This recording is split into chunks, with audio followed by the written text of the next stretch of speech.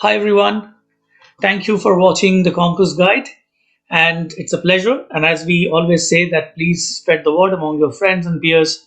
It might help them. Today, we are very honored to have our guest as Hamad Siddiqui joining us today. And the reason why I thought that Hamad would be a perfect choice for us to come in and talk to you guys, because Hamad has been somebody who has been very active on the newcomer area in Canada, supporting newcomers, and he has a very interesting journey which he took himself. And I'm really pleased that Hamad could take out some time and could come in and talk to us. Welcome, Hamad. Thank you very much, Sandeep. It's been a pleasure.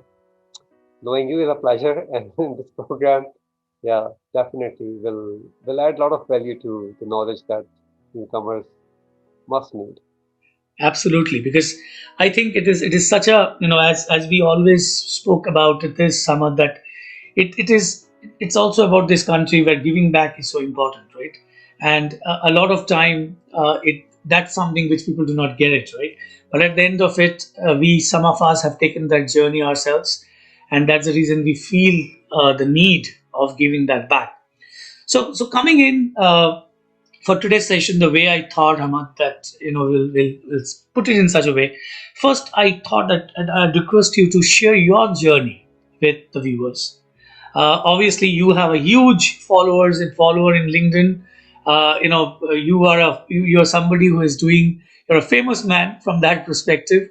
But I think your journey is very unique. And why don't you share your journey with our viewers to start with? Yeah, right. So, Sandeep, as you know, me and my wife, as newlywed couple, landed in Canada in year 2000, and we did not. Well, I did not stay here for long because I was working with British Consulate Office in Karachi.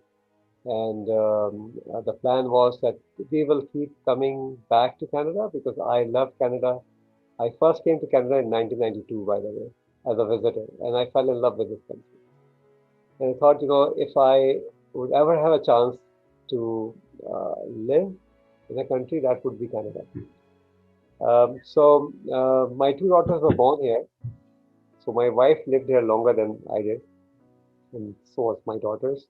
But because I was still there, then I joined another organization as the very senior position, which was a U.S. Chamber of Commerce affiliated not-for-profit organization. I won't go in detail because that's too technical. As their country director and then the regional director, my wife thought after the little one that caring two kids alone is just too difficult. So she came back. But whenever you decide to go back to Canada, we'll all go together. Otherwise, there's no point. So and then I worked in about 12 countries since in whole of South Asia up to Papua New Guinea, and hardly anybody goes to Papua New Guinea actually. Well, by the way, there are about 2,700 Indians and about 30 Pakistanis in Papua New Guinea, by the way. So that's my professional journey. I came back finally to Canada with my family in 2019, mid of 2019. I was still working with that US organization. I was just kind of finishing some of the projects remotely. One thing that I had in my mind that I would probably not do a 9 to 5 work, which means that I will try to establish my own uh, consultancy business. And that consultancy would be around helping people grow in their careers because I'd been doing career development pro bono work for years really, 25, 30 years now. Written books, did my blog. I don't know. I think I've spoken at maybe 500 different events on career development, maybe more. So that was my passion that I would do. And my wife didn't like it because she, of course, was thinking, how do you make money? You've been doing it for free for so many years. I said, no, it will be a mix of it, and you don't really think of making money all the time. I will start giving back and let's see how it works out. So that's my small journey. I started my formal business um, right when the corona hit, 1st of April 2020. And there's no stopping things. So that's my brief journey in Canada, and now I have clients not only in Canada but also in the US, in Europe, in Dubai, Saudi, Qatar. So uh, market is phenomenal. One has to look at it from very different perspectives, and that's I think what I did. No, it's such a fascinating piece because it's not just about your passion, but this is exactly journey of so many other newcomers who would have actually got their PR, but they didn't move because they were busy in what they were doing in their home country, and they move at a much later stage. In your case, almost after 20 years, right? But Absolutely. and then at that point of time to make that decision that we not go for a 9 to 5, but would go for a business, right? And that's where I think a very important point for the viewers to remember that, and that's the reason why in this country, because this is a specialist country, it is always advisable to take the step with what you can do the best, what you're best at. And if that best is not your job but your passion, then that's what should come in front, right? It is not important that what you did as a job always is what you carry on. It depends on the life cycle. It depends on the life stage in which you are finally moving to this country. But the fact is, in whichever stage you move in, your trump card is your what you're best at. And if that's your passion, then that's what you take it forward with. So I think that itself, Hamad, uh, gives a learning, right? And it gives a direction to people, right? And as I said, the compass guide, the reason I chose this name was because of the fact that I didn't want it to be a GPS. It is about the direction in which you move, right? And that's the reason I think this is so good about it. Moving on, the second piece that I wanted to discuss with you, Ahmad, that, and I had innumerable chats with you on this, that because we both are in that same ecosystem of supporting newcomers. You're also doing it as your profession, but for me it's still pro bono. It's still more giving back. But we had innumerable chats on this, and we see that so many different types of problems which newcomers face, right? What would be the top three that comes to your mind that you see are the top three hurdles that you find in newcomers? And a lot of time they are not obvious. The ones that are obvious, everybody knows. Oh, we are looking for a job, jobs are not there. But there are some things which are behind it, which most people do not see. And if you could highlight on those couple of points on those, and what are some of the ways in which people can tackle that? So I mean it's an interesting question, but I'm trying to find the best possible answer. It could be a couple of hour long discussion, but obviously we don't want to. I think it's the mindset first. A lot of people of like immigrants come from South Asia, India, Pakistan, Sri Lanka, Bangladesh, predominantly Indian Pakistan. Our way of living in those countries is very different. So the first thing we lose as soon as we take a flight from Delhi or from Karachi, from Islamabad, is our social capital. We have zero social capital when we land here. We know only few people, and those few people are maybe some of them are still struggling. Some of them are doing their work or business, but they're too busy, and they cannot give you the exact piece of advice that you need at that point in time. And then you try to figure out. So social capital is a big issue, Mm. and that comes draws down to the fact that you have hardly any network when you come here. And I work with immigrants who come here with tons of experience, and when you look at their LinkedIn profile, they have nobody from Canada in their network. So their Mm. network is still either in Dubai or Qatar or Saudi or India or in Pakistan.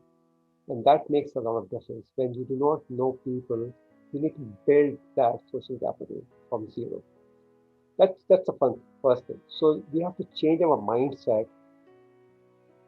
People think, well, it's a cosmopolitan country. If I meet someone, I would automatically think that this person has been here forever. you know, because this is what it is. You walk into a bank, you will find Sri Lankans on the till, maybe an Egyptian manager or whatever, very cosmopolitan. So I would not know until somebody tells me that he or she is a newcomer. Yeah.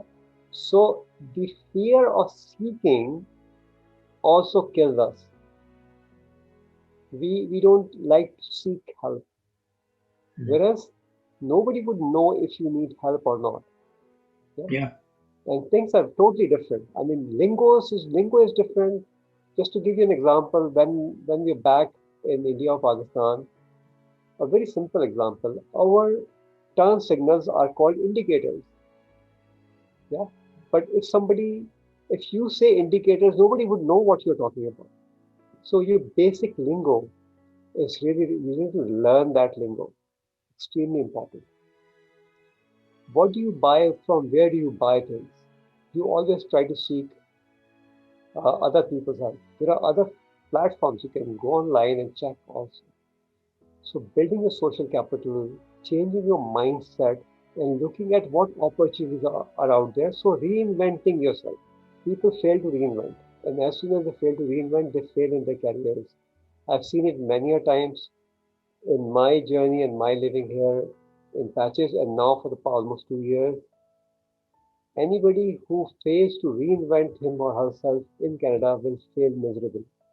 So people come in as engineers, tons of experience, they try to find jobs as engineers, will struggle a lot unless they don't try to understand what the local norms are. You are an engineer, that's fine. Wherever you are, you will be an engineer because this is what you have studied. Engineering is same, principles are same everywhere. But working norms are different. So people fail on those soft skills that are required to be part of a different community, a different society. So these are the three things that I see people fail miserably understanding. And if they bring in money, they buy a expensive house in Mississauga or Milton, and they burn all that money without thinking they can actually identify some other spots which are cheaper, and they will just give them a little bit more longer, time to Integration. stay in this society. So yeah, Yeah. Yeah. giving you more action. No, I think you made a very, very, very important point that a lot of time, it is like one of my guests said, it's unlearning Yeah, and learning, right? Unlearning is also learning yeah, because at the end of it, you are in a completely different world, yeah, and and I loved your example on indicators. There are quite a few like that. Some funny ones. I remember that I know a friend of mine. She said, so somebody fainted, right? Somebody graduated, right. and we are used to in our part of the world saying passing out, Yeah, right? yeah, yeah. Exactly. So he said passing out. Somebody passed up, passed out, and the person whom she was saying that kind of got worried that what Yeah, happened, because passing out here means fainted. So those are some, these are funny, but at the end of it, these are what makes you a part of the society. oh yeah, And then I think a very important point that you made, that the mistake that a lot of people do is they try to stay in their cocoon. yeah, They try to make friends in within that same group of people.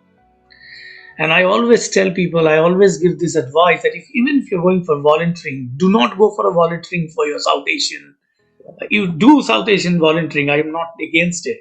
But when you're trying to integrate yourself, don't go to the South Asian one first. You can always go to the South Asian one down the line, but go to the ones which is difficult, yeah, which will push you and yeah, bring you into their conversation. How does people converse here? And I think another piece which a lot of newcomers fail to understand is when they meet people here who look like them, but they're 15, 20 years here, they're not the same type of people anymore. yeah. The working environment, the working style, their talking style, their way of looking at society, everything has changed, right? Oh yeah, and Yeah, it is a pretty self driven country, right? Do it yourself country. yeah. I mean, you do. I mean, okay, you need help, but you don't need that much help. If you tell people, I mean, I just give you an example. So in my whole life, I never deposited a bank check through a teller machine. I never needed to, right? And only like about a couple of months ago, I received a check and I had to deposit it. So I said, instead of going in the bank, I will deposit it at the teller machine. I couldn't figure it out. And somebody who like lived and worked globally still, because I never did that. So I walked into the bank at the first counter, the meet and greet counter. I said, can I deposit this check to teller machine? And it was like, it was looking at me like, is he a crazy guy or something?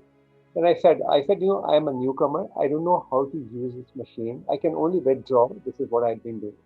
I didn't know. So no, no, no problem. So he walked with me and he helped me deposit. So I had to ask, I had to tell Yeah, this, okay, I don't know. So if I tell people I don't know, they will come forward and help. This is the community itself, the whole community, and us being part of this community now, Indian society, we all try to help. And I think this is embedded in Canadian society. yeah. We like to help people. It doesn't even matter from where you are. Everybody is treated equally, and people like to help. I mean, it's just a matter of how do you seek help. How do you seek? Yeah, how do you seek? And I think till the time you ask, you cannot get anything. So you have to ask, right? Yeah, Uh, Coming to the last point, Ahmad, because as you said, that these discussions can go on forever, but yeah, we also have some timelines to maintain. So coming to the third point, which is you have been working with newcomers for the last 2 years, in a very detailed way. yeah. You also have a practice of supporting them. What would be two or three tips that you'd like to give them, which every newcomer who is trying to pursue a career in Canada should look into? Okay, so as I said, it's basically two key things, and there are ancillary stuff with that. So two key things: your resume that you had, which used to call CV, will not work. So you have to have a resume which is not that detailed. I mean, in India and Pakistan, we used to have like 8, 9 pages resume if you are very experienced. No, it will not work. And you already had a program on resume writing, so I won't go in that detail. But I think it's a point to be made. Your resume has to be from Canadian standard. You can write your own resume if you want, but if you can't, then it's a good investment to make. By the way, we like to eat out, kebabs and chicken tikka and all that, and spend a lot of money. Save that money and spend on two things: have your resume optimized and have your LinkedIn profile optimized. And why so? Resume I've already told you, it won't work the way we used to have it. LinkedIn is the platform that recruiters use. And Canada being a recruiters driven market, most jobs are available with recruiters. And when they have an assignment, they have a requirement, they go on LinkedIn and they use something called LinkedIn Recruiter. It's a tool that LinkedIn recruiters buy from LinkedIn. And they put in all that criteria and LinkedIn throws out result in front of them. And from there, they select and they call people up. Now, why your profile does not appear in that LinkedIn search? Because your profile is not optimized. It does not have the keywords. It does not have the content that would tell LinkedIn that this is a profile that matches this query. And uh, as South Asians, well, a lot of other people also, but I'm purely talking from the immigrants' point of view, we don't really understand the importance of that. Yeah, I even have people who are like cybersecurity experts or technology experts, and they came and I actually worked on their profile because their profile was very weak. So LinkedIn profile optimization puts you out there in the market, right? When recruiters search, you appear in that search. And a lot of times when you send out a resume, uh, If your resume is shortlisted, people will go and look at your LinkedIn profile just to validate what you have told in your resume matches to your LinkedIn profile or does not match. And they will also look at the content that you're putting out. So if you are still, you are a professional, for instance, you're an accounting professional, that's fine, but you are not putting out content which is related to accounting, auditing, compliance and stuff, that actually makes you not that interested in your profession, right? And Canada, as you rightly said, is a very specialized job market. So you have to show that you're a specialist. And as South Asians, we tend to do too many things. I'm working with a client these days who is a phenomenal guy, a phenomenal event management expert who's worked on international events and whatnot. But his thinking process on his head is just too complex because he's just, I did that, I did storytelling, I did brand. You have to be a specialist. So you have to show that you're a specialist, then it will work. You don't confuse recruiters. So these are the two very important things to consider if you really want to hit the ground running. I mean, if you don't want to invest when you spend a lot of money and time and efforts came to this market and you don't want to invest maybe an initial $1,000, $1,200 into fixing things that will lead you to the next level job opportunity, then be it, nobody can help you really. Yeah, and I think it's such an important thing because a lot of people forget that they're spending so much money and so much at stake, right, to make this whole change and this whole move. And a lot of time, the right spending and the right investment, it's an investment, it's not a spend. So that investment needs to be looked into. We are almost towards the end of our time, Hamad, and I just wanted to thank you for coming in today. And for the viewers, as I said, Hamad has a practice and he's actually having a course starting from 18th of May, Hamad? 17th of May, yeah. 17th of May. 17th of May, Hamad is having a course on LinkedIn optimization. So please visit his LinkedIn profile and if what he has to offer, if it interests you, please do visit. And again, Hamad, thank you so very much for doing this and coming in today. I'm sure the viewers would gain from your experience and your expertise. And for all the viewers who are going to watch this video, thank you for watching and thanks for being with us. Have a nice day. Thank you. Right. Thank you very much.